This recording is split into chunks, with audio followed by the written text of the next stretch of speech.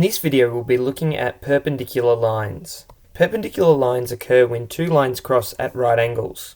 Two lines with gradients M1 and M2 are perpendicular if the product of their gradients is equal to -1. Therefore, if we are given M1, the gradient of one line, we can use that to find M2, which is the gradient of the perpendicular line, using this equation. So M2 is equal to -1 divided by M1. The two lines described by the equations below are perpendicular. So we have y equals 2 divided by 3x plus 1, and y equals -3 divided by 2x plus 3. And they are shown in the graph to the right. So we can see that the angle they create is 90 degrees, meaning they're perpendicular. We can also check that M1, which is 2 divided by 3, the gradient of the first line, times M2, which is -3 divided by 2, does in fact equal -1, as that gives -6 divided by 6, which equals -1. So we can show that those two lines are perpendicular. So in this example, we want to consider the points A, which is -3, 2, and B, which is 5, 6, and we want to determine the equation of the line that is perpendicular to the line segment AB and passes through the midpoint of A and B. So the first thing we want to do is determine the gradient of the line segment AB. So the gradient M is equal to y2 subtract y1 divided by x2 subtract x1, where we can say that this is x1, y1, and this point is x2, y2.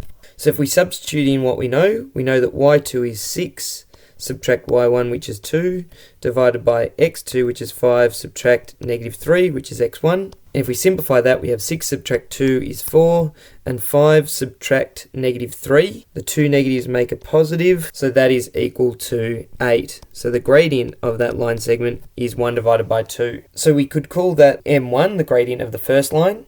So the gradient of the second line is going to be equal to -1 divided by M1. And if we sub in what we know, we have -1 divided by 1/2, which is the same as -2. So that is the gradient of the second line. And now we know that we want this line to pass through the midpoint of A and B. So capital M, which is the midpoint, which has the coordinates x, y, is equal to, and now it's the average of the x values, so we have -3 plus 5 divided by 2, comma, and the average of the y values, which is 2 plus 6 divided by 2. So if you simplify that down, you have -3 plus 5 is 2 divided by 2, which is equal to 1, comma, 2 plus 6 is 8 divided by 2 is 4. So that's the point that we want our perpendicular line to go through. So now we can use the equation y take y1 equals m times x take x1 to find the equation of that line. So we're going to have y subtract y1, which is 4, that's the point over here that we want the line to go through, is equal to the gradient, which we know to be -2 from up here, times x take x1, which is 1. So simplifying, we get y subtract 4 is equal to -2 times x, which gives -2x, and then we have -2 times -1 gives +2. And now to get y by itself, we add 4 to both sides of the equation, and we find that the equation of the line is y is equal to -2x plus 6.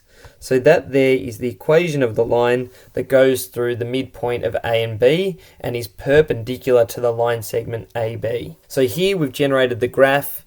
We can see that this is the point A, this was the point B, and the dotted line is the line that goes through the points A and B, and the blue line is y equals -2x plus 6, and that is the line that goes through the midpoint M and is perpendicular to the line segment AB. So after this video, you should be able to understand when two lines are considered to be perpendicular and be able to find the equation of a line that is perpendicular to another line that passes through a given point.